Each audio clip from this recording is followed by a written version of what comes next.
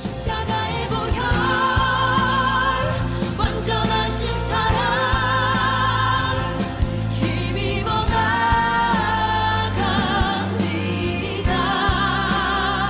십자가의 보혈 완전하신 사랑 힘입어 예배합니다.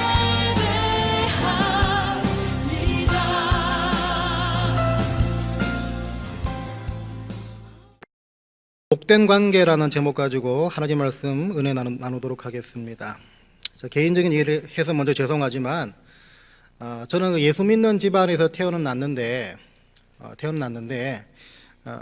그 대학 1학년 때까지는 예수를 한 번도 인격적으로 만난 적이 없는 것 같습니다. 그러니까 복음을 듣고 복음을 알고는 있지만 그 복음이 나를 어떻게 만들었는지 또 어떤 삶을 살아야 하는지 그 심각한 어떤 고민이나 해답 없이 그냥 부모님이 교회 가시니까 따라갔었고요.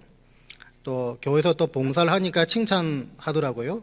그게 재밌어가지고 또 열심히 또 교회를 섬기고 어떤 그런 삶을 반복적으로 살고 있었습니다.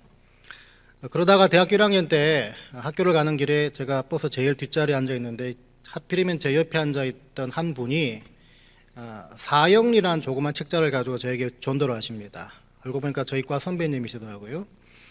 그분을 통해서 복음이 이런 것이구나, 또 그분을 통해서 예수 그리스도를 인격적으로 만나고 영접을 했던 기억이 있습니다. 미국에 와서는요 참 좋으신 목사님들을 만났습니다. 그래서 저의 시시콜콜한 또 어려운 이야기들을 얘기할 수 있는 어떤 그런 목사님이 계셨고요.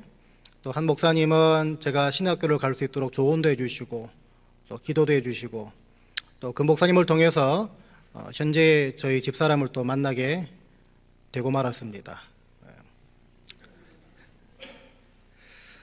어떻게 보면 이분들은 오늘 이야기에 나오는 그 요나단 같은 존재가 아닌가 이런 생각하게 됩니다. 요나단 같은 존재.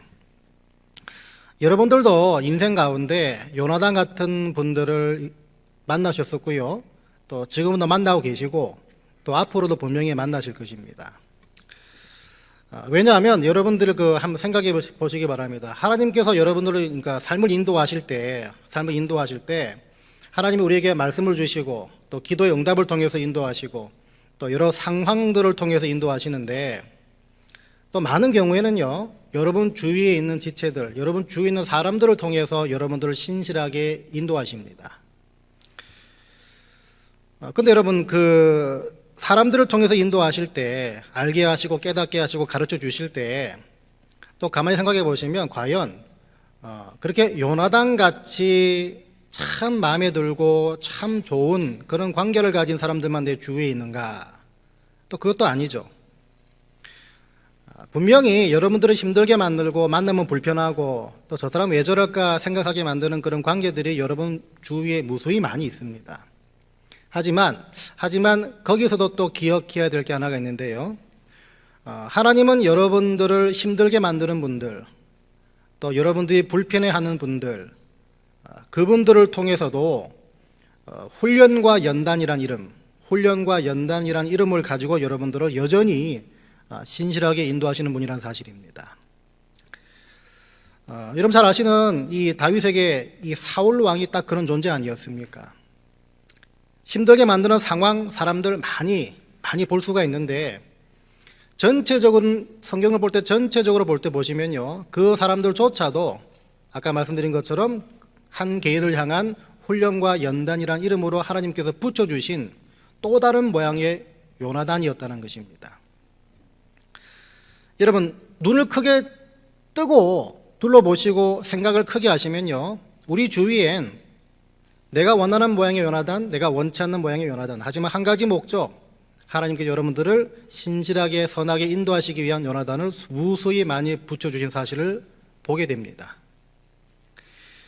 그래서 여러분 내 주위에 왜 이런 사람들밖에 없냐, 이렇게 불평하고 이렇게 한탄하는 것은 하나님께서 여러분들을 인도하시는 여러 다양한 방법을 내가 한 번도 경험하지 않았다는 것이고 깊게 생각하지 않았다는 것이고, 그 인도하시는 방법을 내가 부정하는 말과 똑같다는 사실을 기억하시기 바랍니다. 그래서 여러분 내가 어떤 사람 만나느냐, 내가 어떤 상황에 부딪히느냐, 뭐 이런 것도 중요하겠지만 사실은 그보다 더 중요한 것은 내가 만나는 상황, 내가 만나는 사람들을 내가 어떤 식으로 받아들이고 그 의미를 두느냐, 사실 이것이 더 중요하다고 볼 수가 있습니다. 오늘 이 잘 아시는 요나단과 다윗과의 그 짧게 소개되는 그 이야기를 통해서도 하나님이 이런 부분을 말씀하시기 위해서 이 관계를 우리에게 보여주시는구나, 이걸 느낄 수가 있는데요. 여러분 잘 아시다시피 이 다윗과 요나단의 관계, 특별히 요나단은 다윗을 많이 도와줬을 뿐만 아니라 다윗을 살려줬던, 어떻게 보면 그 생명의 은인 같은 그런 관계의 사람이었습니다. 자, 그러다 보니까 여러분 이 요나단이 존재하지 않았다면 이 다윗의 이야기는 사무엘상 17장에서 끝났다고 봐도 무방합니다. 요나단이 다윗을 어떤 생각을 갖고 바라봤는가, 이 다윗을 어떻게 생각을 했는가를 보여주는 한 단면이 오늘 본문을 통해 나오고 있는데요. 같이 읽으셨던 3절과 4절을 보니까 이런 말씀이 나옵니다.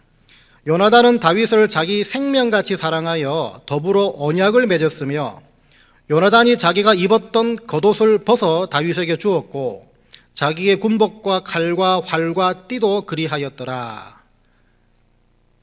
여러분, 자기가 입고 있는 그 겉옷이 뭡니까? 이 요나단은 이 당시 이스라엘 서열 몇이죠? 예? 서열 2위죠. 왕자 아닙니까, 왕자. 왕자가 입던 옷을 주었다. 왕자가 사용했던 칼, 이거 다 줬다. 이 뭡니까? 자기가 왕이 될 사람이 아니라는 것이죠. 요나단은 장차 왕위를 이어받을 서열 2위였습니다. 그런데 요나단 본인은요, 그 왕좌, 그 자리가 자기 자리가 아님을 이미 직감을 하고 알고 있었단 말이겠죠. 그러니까 3절과 4절 말씀이 바로 그걸 잘 보여주고 있습니다. 근데 여러분 가만히 생각해 보시기 바랍니다. 이건 절대로 쉬운 일이 아닙니다. 정치를 해서라도 왕위에 올라가고 싶은 것이 사람의 본성인데 거저 들어오는 그 왕위를 발로 차고 다른 사람에게 양도한다? 쉽지 않습니다. 제가 요나단이었다고 해도 어떻습니까?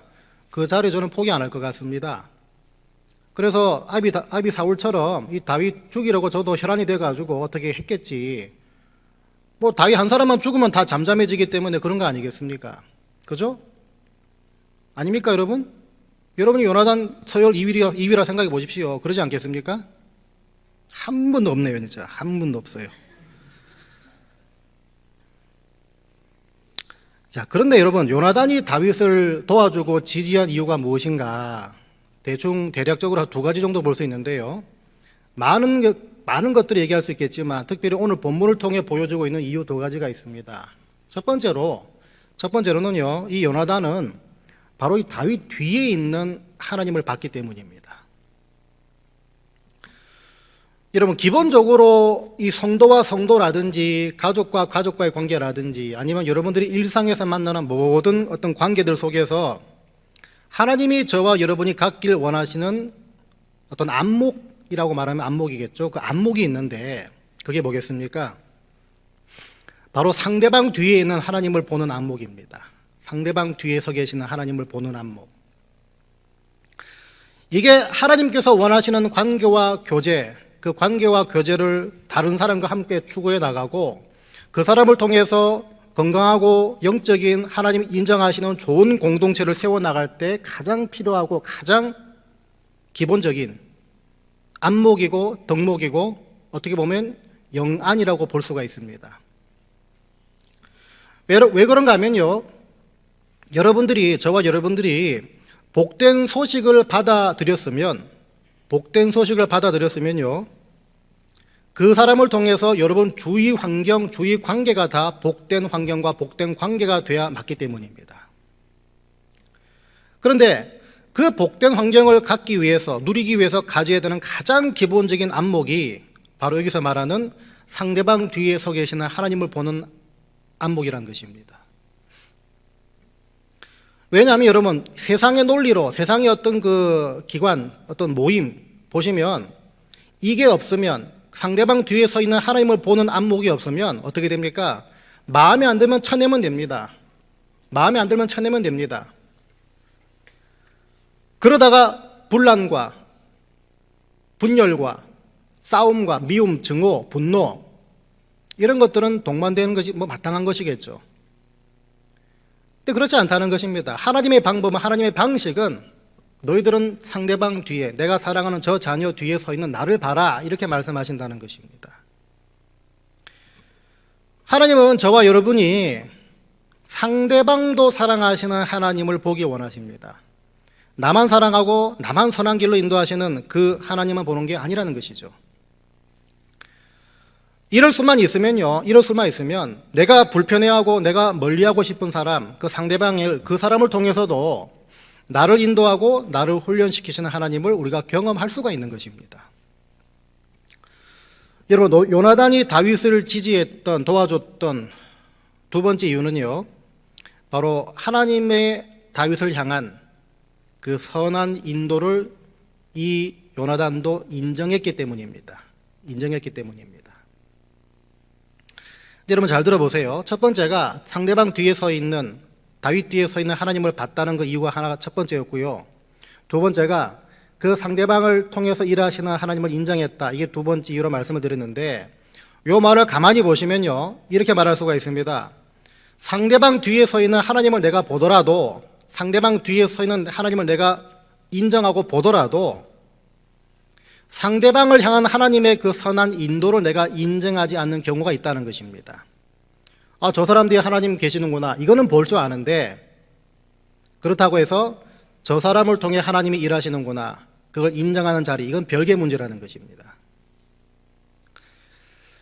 이 말은요, 어떻게 성립될 수가 있느냐 보면, 여러분 17장에서 다윗이 골리앗과의 싸움에 승리하지 않았습니까?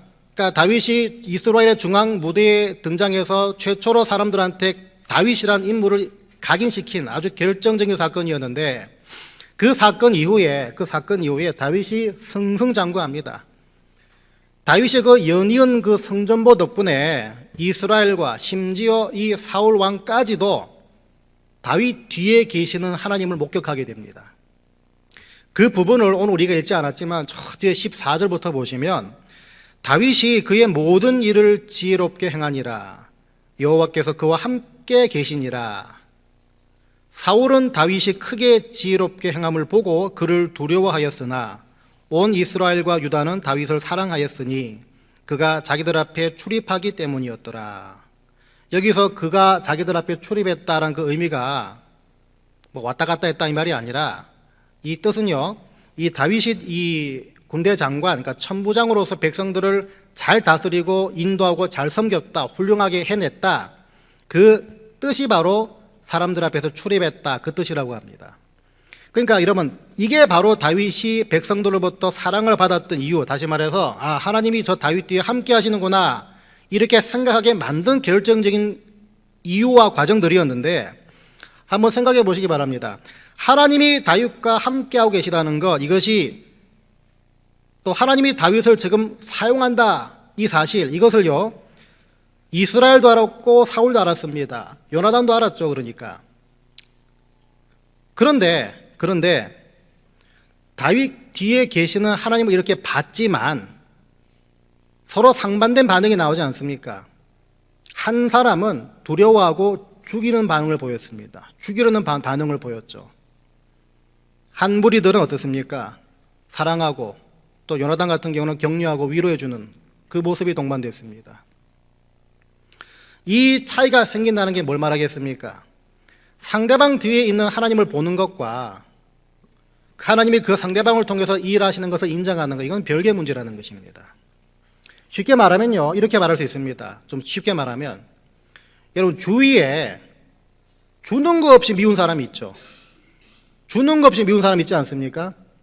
그 상대방이요, 다른 사람들로부터는 칭찬받고 칭송받고, 야, 정말 하나님이 정말 저 가정, 저 개인하고 함께 하시는구나, 이렇게 칭찬하는데 여러분들은 주는 거 없이 그냥 미운 사람 있지 않습니까? 또 저만 있네요. 또 이러면 설교가 안 되는데, 여러분 그게요, 그 사람 뒤에 서 계시는 하나님 내가 알겠는데 그 사람을 통해 일하신다는 건 내가 인정하기 싫은 경우입니다. 하도 못 알아들으시니까 제 예를 하나 들어드리겠습니다. 저 같은 경우는 별 내세울 것도 없는, 더 심하게 말하면 저하고 사이가 안 좋은 그런 분이 목회를 잘 하고 계시면 저는 그런 마음이 발동합니다. 예전에 제가 아리조나에서 담임 목회를 하고 있을 때 그 노예 모임을 갔습니다. 근데 노예 모임에 담임 목사님 담임 목사님 함께 동역하는 부목사님들 다 오시지 않습니까? 근데 제가 있던 교회에서 먼 곳에 이제 같은 노예 속해 있는 그 교회인데요. 그 교회에서 저보다 나이가 한 15년 정도가 15살 정도 더 많으신 목사님이 계셨는데요. 그분이 그 교회 담임 목사님이 아니시고, 그러니까 연세 많으신 그 부목사님이었습니다. 그러니까 노예 가서 이 담임 목사님끼리 앉아가지고 식탁에 앉아가지고 얘기를 하고 있는데, 그 주로 대화 주제가 담임 목회하면서 힘들었던 어떤 고충, 어떤 어려움들, 이런 것들을 얘기하면서 또 저 역시 그런 부분에 맞춰가지고 얘기를 하고 있는데, 그 나이 많으신 그 부목사님께서 제 얘기를 가만히 듣고 계시더니 이제 본인 생각을 얘기하십니다. 꺼내기 시작하십니다. 근데요, 본인 얘기를 꺼내는 까지는 좋았는데 어떻게 된 건지 시간이 좀 지나가면서 이분이 막 언성을 높이기 시작합니다. 그러면서 이 분위기가 저를 막 책망하고 야단치고 어떤 그런 분위기가 돼버렸습니다. 그러니까 저는 굉장히 황당하죠. 아니 담임 목회하신 분도 부목사님 이 피레비 이분이 우리 교회 사정은 본인이 얼마나 잘한다고 저런 식으로 나에게 저런 식으로 대하느냐. 그러니까 이게 막 치밀어 올라가지고요. 그 자리에서 들고 싸웠다가 아니라 그 자리부터 그분이 저한테 찍혔습니다. 제가 대단한 사람 아니지만 하여튼 저분 가까이 지내면 안 되겠다. 그렇게 생각을 하고 이제 멀리 하고 지냈는데요. 그분이 얼마 안 있어가지고 가까운 곳에 이제 담임 목회하러 오셨습니다. 그러다 보니까 안면이 있으니까 이제 그때부터 이제 연락을 자꾸 주시고 대화를 이제 하려고 시도를 하시는데 저는 계속해서 곱게 안 들리더라는 것입니다. 그러니까 예를 들어 이분이 목사님 요번에 우리 교회 이런 거 한번 시도해 봤는데 사람들이 몇 명 오고 또 저런 걸 해봤는데 또 저러니까 사람들이 좋아하고 이런 식으로 자랑 아닌 자랑을 얘기하실 때 저는 그게 고지 안 들리더라는 것입니다. 그러니까 저분이 저렇게 하는 거 보고 저게 무슨 목회냐, 저게 그냥 사람 끌어모으기 위한 편법이고 요행 아니냐, 그냥 이런 식으로만 계속 생각이 드는 것입니다. 그러니까 여러분 이 상황이 뭐냐면요, 아까 말씀드린 것처럼 그분이 목회자로 부름받았으니까 그분 뒤에 계시는 하나님 오케이 그건 인정합니다. 하지만 그분을 통해서 일하시는 하나님 내가 인정할 수 없다는 그 마음과 똑같다는 것입니다. 거기 있는 동안은요 제가 그분을 의식적으로 피해 다녔습니다. 그러니까 복된 관계가 아니었다는 것이죠. 복된 관계가 아니었다는 것입니다. 복된 소식을 들었고 건진받았으면 예수 그리스도라는 그 보배를 내가 품고 있는 것인데, 그러면 나를 통해서 주위 환경과 주위 사람들의 관계가 복돼야 되는데 그 부분을 제가 그분과의 관계 속에서는 그걸 경험하지 못했다는 것입니다. 지금은 해결됐죠. 왜? 안 보기 때문에. 이런 말씀드린 것처럼요, 기억하시기 바랍니다. 여러분들이 복된 소식을 듣고 복된 자가 됐다면 여러분들이 서 계신 곳과 여러분 주위 관계는 여러분과 복된 관계와 환경이 되어야 하는 것이고요. 건진받은 분들은, 복된 소식으로 건진받는 분들은요, 이 사실을 늘 명심하면서 살아가셔야 합니다. 그러기 위해서는요, 이 요나단처럼 상대방 뒤에 서 계신 하나님을 보는 것뿐만이 아니라 그 하나님께서 그 상대방을 통해 일하신다는 것까지 인정을 해야 된다는 것입니다. 특별히 이 관계들이 아내는 남편을 볼 때, 남편은 아내를 볼 때, 부모는 자식을 볼 때, 또 여러분 주위의 이웃을 볼 때 이 공식이 정확하게 들어맞아야 된다는 것입니다. 이러지 않으면 복된 관계는 먼 나라 얘기가 될 뿐입니다. 여러분 그렇다면요, 마치기 전에 한 가지 더 말씀드리자면 아, 내가 저 상대방 뒤에 서 계신 하나님 내가 볼 수 있다. 아, 내가 저 사람 통해서 일하시는 하나님 내가 인정한다. 그게 다 됐다면 나와 상대방과의 그 관계 가운데 어떤 열매가 맺어지겠습니까? 어떤 식으로 이 두 가지가 나타나겠습니까? 나중에 이 사무엘상 20장까지 가서 보시면 아시지만 아시다시피 한나라의 서열 2위 왕자 이 요나단 이 사람이 자기 아버지 사울이 하나님 앞에서 올바르지 못한 사람이란 것, 자신은 왕이 될 사람이 아니라는 것, 이거를 솔직하게 다윗에게 오픈합니다. 대놓고 얘기를 합니다. 결코 쉬운 일이 아니지만요. 결코 쉬운 일이 아니지만은 두 가지 이유 때문이죠. 다윗 뒤에 하나님 서 계시다는 것과 하나님이 다윗을 지금 사용하신다. 이 두 가지 이유 때문에 요나단은 다윗에게 솔직히 오픈하고 솔직히 얘기를 합니다. 집안에 부끄러운 어떤 이력일 수 있지만 그걸 솔직하게 얘기를 합니다. 근데 그 모습이요, 그 솔직히 인정하고 오픈하는 것이요, 우리가 지금 잘 알고 있는 다윗과 요나단과의 그 아름다운 관계를 가능하게 만드는 걸 보게 되죠. 자, 그래서 여러분, 상대방 뒤에 서 계시는 하나님 내가 보는 것, 상대방을 통해서 하나님이 일하신다는 걸 인정하는 것, 이걸 할 줄 아는 사람은 절대적으로 나를 상대방에게 오픈하고 솔직해질 수가 있습니다. 그 열매로 드러납니다. 물론 상대방을 향해서 솔직하게 오픈하고 그렇게 하더라도 그 말을 듣는 상대방의 형편없는 사람이라면 다윗과 요나단 같은 관계는 성립될 수가 없겠죠. 그러니까 이 두 사람의 어떤 영성이라든지 그 됨됨이가 그것을 받아들이고 듣고 인정하고 또 오픈할 만큼 그 관계가 됐다는 것인데, 그리고 여러분 오픈하고 솔직해질 때도 상대방 봐가면서 하시기 바랍니다. 예전에 제가 드린 말씀인지 기억이 나지 잘 않지만 여러분 그 하와이 가시면요, 그 코나라는 섬 거기 보면 여러분 잘 아시는 그 예수전도단에서 운영하고 있는 열방대학이 있습니다. 우리나라 제주도도 있고 세계 곳곳에 있지만요, 그 예수전도단에서 운영하는 그 열방대학에서 하는 그 훈련 프로그램, 그 DTS라는 그 훈련 프로그램이 있는데요, 거기에 한국의 많은 목회자 가정들이 가서 참여를 합니다. 교육을 받고 훈련을 받습니다.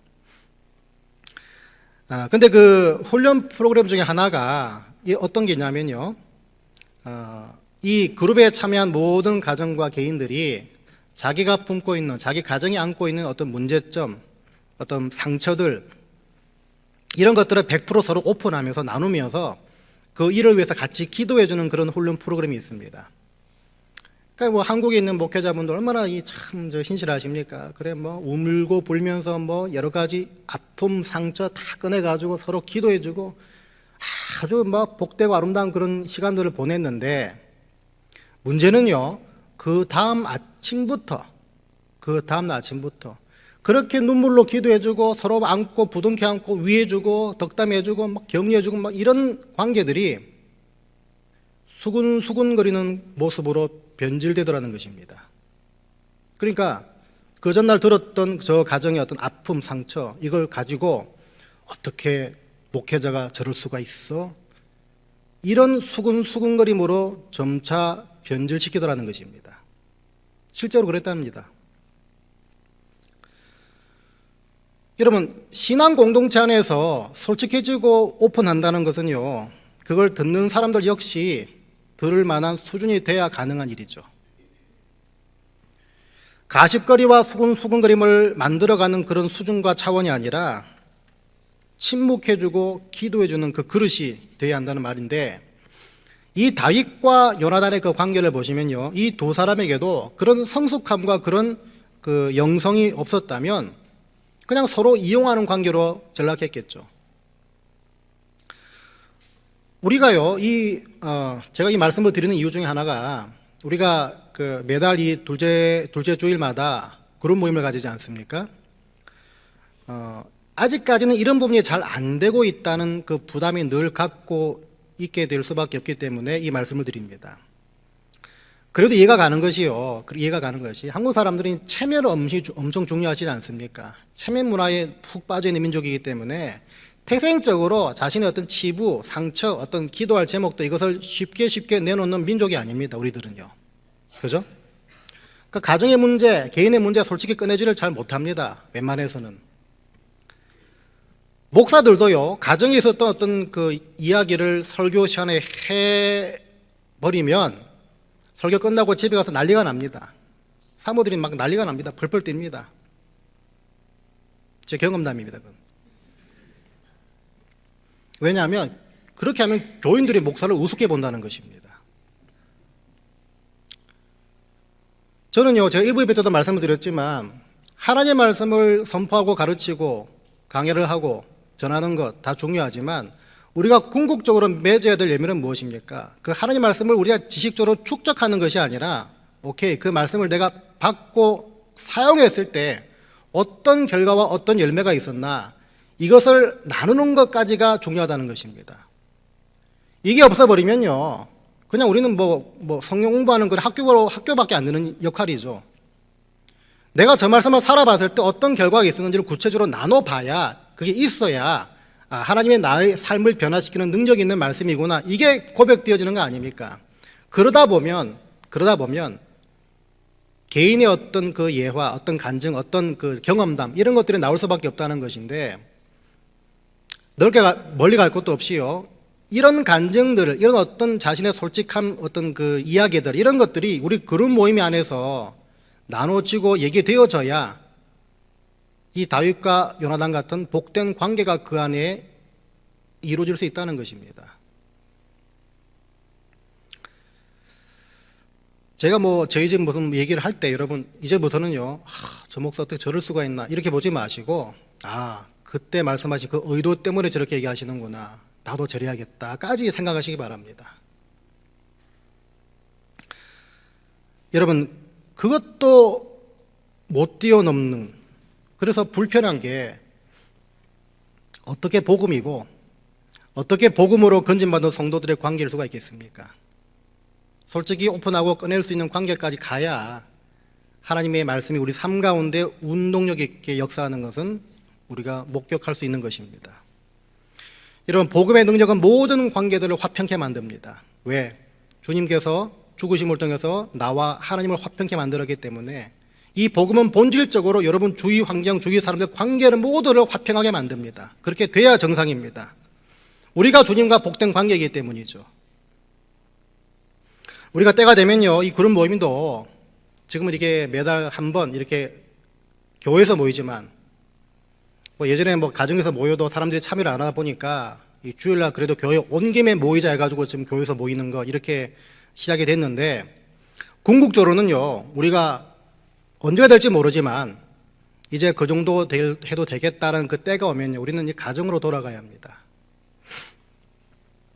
이 교회에서 모이는 모임은 왠지 굉장히 오피셜하고 포멀한 그런 모임 아닙니까? 공적인 모임이다 보니까 다 가면을 쓰게 돼 있습니다.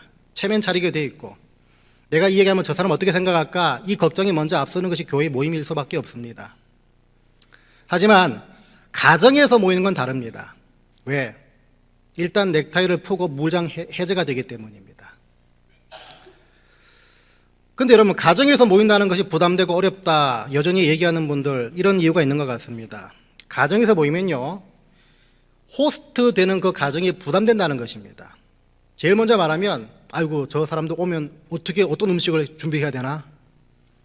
우리 한국 여자분들 다 그런 걱정 있지 않습니까? 손님 오면 어떤 음식부터 해야 되냐, 이런 거 걱정하느라 저희 집사람 같은 경우도 쓰러지지 않았습니까? 그렇게. 그러니까 이게 먹는 걱정부터 해버리면요, 이건 배가 산으로 가게 되는 거죠. 음식 차리는 거 여자분들 입장에서 쉽지 않다는 거 분명히 인정합니다.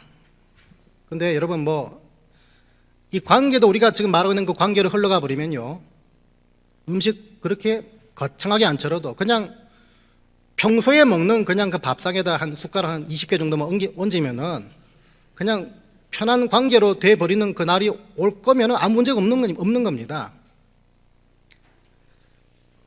그냥 차 한 잔 마시더라도, 그냥 같이 라면 하나 끓여 먹더라도 그게 본질이 아니기 때문에 그 모임을 통해서 그 안에서 나누고 듣고 얘기해도 같이 기도해야 될 그 제목들 솔직히 얘기하고 오픈할 수 있는 그 부분이 가능하다면 먹는 건 문제가 안 되기 때문입니다. 이런 복음이 음식 준비하는 그 부담감 하나 뛰어넘지 못한다면 이게 복음입니까? 대단한 손님이 아니라, 거창한 손님이 아니라 그냥 가족들 함께 모인다 생각해서 오픈하기도 편하고 오픈하기도 쉬운 그런 마인드가 장착돼야 합니다. 그래야 거기서 깊은 얘기, 같이 기도할 제목들, 눈물로 기도해 줄 수 있는 관계가 가능하기 때문입니다.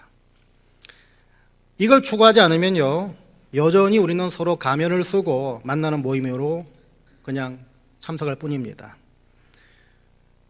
또 한편으로는 이런 영성이 준비되지 않은 채 오픈하기 시작하면요, 분명히 또 수근수근거리는 모임으로 전락합니다.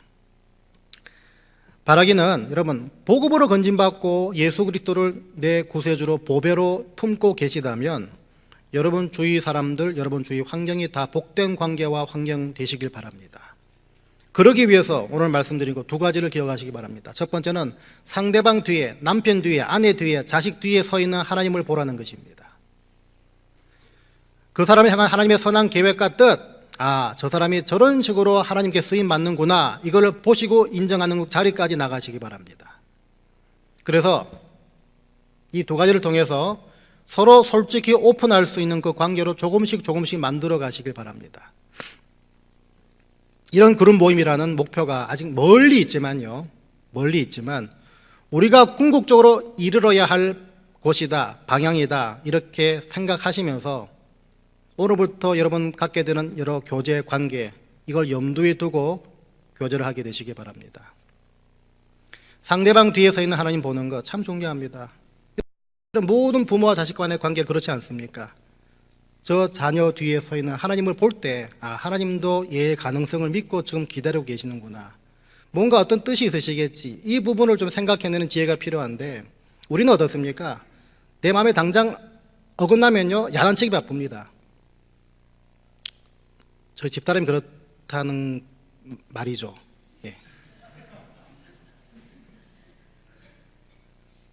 여러분, 상대방 누구나 뒤에 서 계시는 하나님을 보시기 바랍니다. 그리고 그 사람을 통해서 하나님이 역사하시고 일하시기 원하신다는 걸 인정하시기 바랍니다. 가정에서 그런 시각이 있어질 때 여러분, 그곳이 바로 복된 관계가 이루어지는 가정이 될 줄 믿습니다. 더 확장해서요, 그런 가정이 모인 교회라면 그런 시각을 가진, 그런 영안을 가진 성도들이 모인 교회로 분명히 자라날 줄 믿습니다.